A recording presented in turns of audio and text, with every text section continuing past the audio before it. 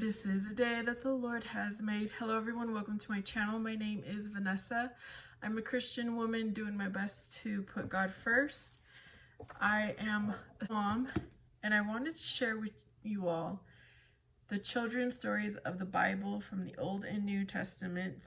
It was a book given to me when I was 9 years old, the Christmas I was 9 years old. It introduced me to Jesus, to God, to all the stories of the Bible, which led me to want to read the real Bible. So I want to read every single chapter. It will be one chapter per video. If you want to read this with your children, feel free to do so. I hope you enjoy. We are back in the Old Testament, chapter 6, Moses. The Pharaoh of Egypt, who had been so kind to Joseph's family, died after many years, and a cruel king took his place. When this king saw how the Israelites grew and prospered in his land, he placed them in slavery and set over them harsh taskmasters to watch them while they worked. But even this act did not crush the spirit of the Israelites, or Hebrews as they were called. They continued to prosper and raise healthy families. The Pharaoh of Egypt was so angry at this, he issued an order demanding the death of every male child born to a Hebrew mother. At this time in Egypt, a Hebrew woman gave birth to a healthy son. For 3 months, she ignored the Pharaoh's order and hid the baby safely in her home. When she could hide him no longer, she made a basket out of bulrushes and covered it with a pitch to make it float. Then she put her son in it and placed the basket among the reeds along the river bank. She left her daughter to wait and see what would happen to the child. After a short time, the Pharaoh's daughter, attended by her servants, came down to the river to bathe. As she came near the river, she saw the basket among the reeds and asked her servants to bring it to her.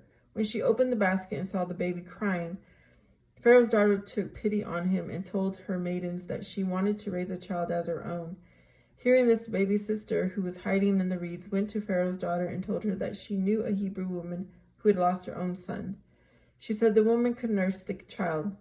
Pharaoh's daughter told the girl to bring the woman to her. The Hebrew girl went home and brought back the baby's own mother, who took the baby and nursed him for a few months. Then the woman returned him to Pharaoh's daughter, who raised him as her own son and called him Moses, which means drawn out of the water. One day, when Moses was a young man, he went among the Hebrew slaves and saw an Egyptian officer beating one of them. He became so angry that he rushed upon the Egyptian and killed him. Moses knew that the Pharaoh would punish him for his actions, so he fled to the land of Midian and remained there for many years as a shepherd. One day, while Moses was leading his sheep into the wilderness to graze, he came to Horeb, the mountain of God. God appeared to Moses in a flame of fire from the midst of a bush. When Moses looked carefully, he saw that the fire continued, and yet the bush was not burnt at all. This marvelous act was God's way of calling Moses, for he had something very important to tell him. God told Moses that he had seen the suffering and sadness of the Israelite slaves in Egypt, and that he wanted Moses to lead the people out of bondage. He also promised that he would help Moses lead the Israelites into a land flowing with milk and honey. Moses did not understand how he could lead the Israelites to freedom, but God assured him that he would be with him, enable him to perform wonders that would make the Pharaoh tremble. So Moses and his brother Aaron went to Egypt and said to the Pharaoh, "The Lord, the God of Israel, says, 'Let my people go.'" Pharaoh replied, "Who is the Lord that I should heed his voice and let Israel go?" Then Moses performed a miracle to show the power of God. At God's command, Aaron cast his rod down before Pharaoh, and to the amazement of everyone, the rod turned into a snake. But the Pharaoh was unmoved and unimpressed, and he refused to let the people of Israel go. At God's command, Moses and Aaron went to Pharaoh the next morning while he was walking by the river Nile and asked him again to let the Israelites go. When Pharaoh refused, Aaron struck the water with his rod and turned the Nile into blood, so that neither man nor beast could drink from it. Still, Pharaoh would not heed God's wrath and refused to let the people of Israel go. Instead, he gave the slaves heavier work and treated them harshly. To punish the Egyptians for their wickedness, God sent to Egypt 9 more horrible plagues. He overran the land with frogs and locusts. He caused darkness over the land, and each plague was worse than the other. The Pharaoh became so frightened, he promised Moses that he would let the people go, But as soon as God removed the plague from the land, the Pharaoh would take back his word and keep the Israelites in bondage. Then God sent one final affliction. The angel of death came to each house in Egypt and killed the firstborn child of each Egyptian family. But the angel passed over the homes of the Hebrews, who had marked their doors with the sign, just as Moses had told them to do. This was the beginning of the Passover, which is still celebrated all over the world by Hebrew people. Pharaoh's child was also taken by the angel of death. And in despair, Pharaoh finally told Moses to take his people and leave Egypt forever. So the Israelites gathered their possessions and left. Before the Pharaoh could change his mind again, God commanded Moses to lead the people toward the Red Sea.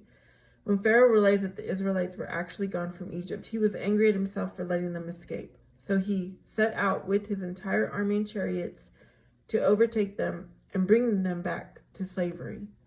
When the Israelites saw Pharaoh's army coming after them, they panicked and turned against Moses. They told him that they would rather serve in bondage than die in the wilderness. But Moses told them not to be afraid, that God would watch out for their safety. Then God created a great cloud, which he placed between the Israelites and the Egyptians, so that Pharaoh and his army could not get to Moses and his people that night.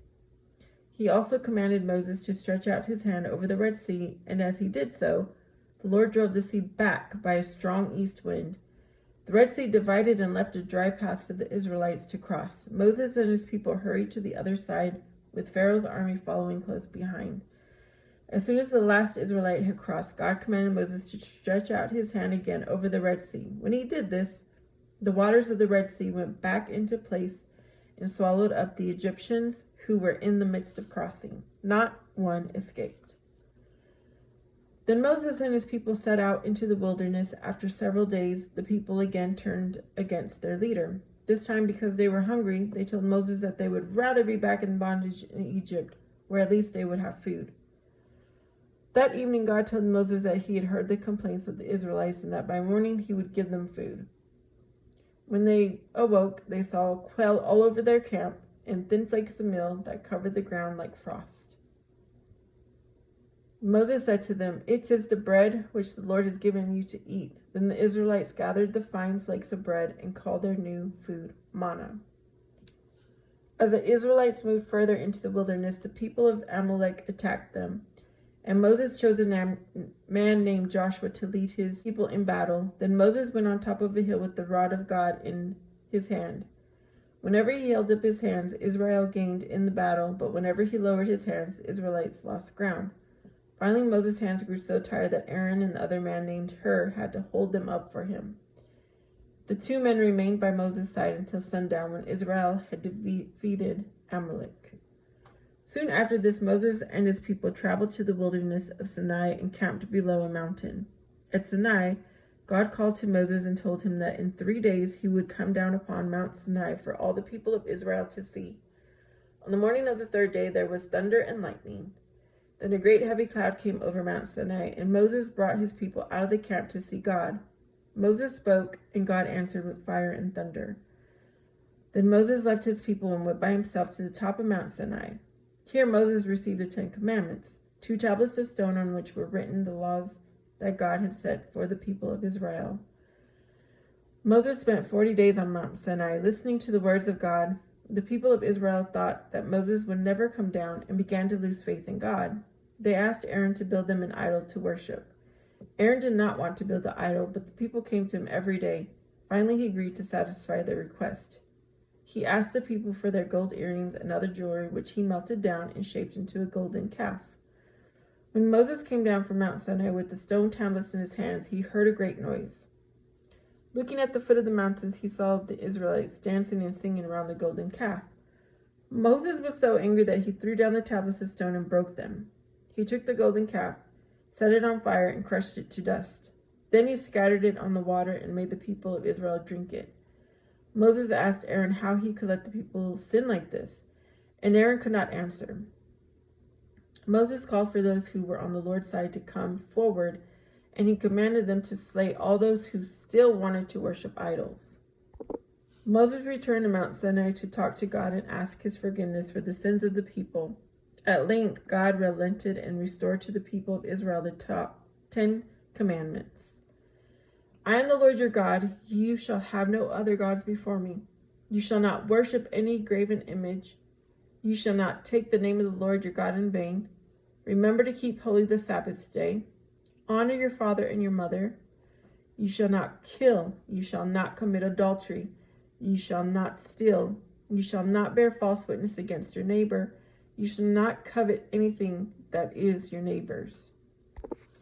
God kept Moses and the Israelites in the wilderness for 40 years, making them tough and strong and wielding them into a nation.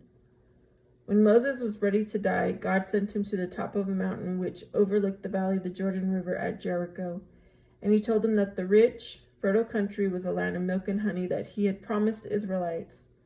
God told Moses that he himself would never enter this land, but the children of Israel would. Soon after God had shown Moses the promised land, Moses died at the age of 120. All of Israel mourned the loss of their great leader, who had brought them out of slavery through the wilderness and made them a united people, thereby showing them how God protects and guides his children. I will have a playlist, like I said, by chapter in Old Testament and then the New Testament if you want to continue reading. See you next time.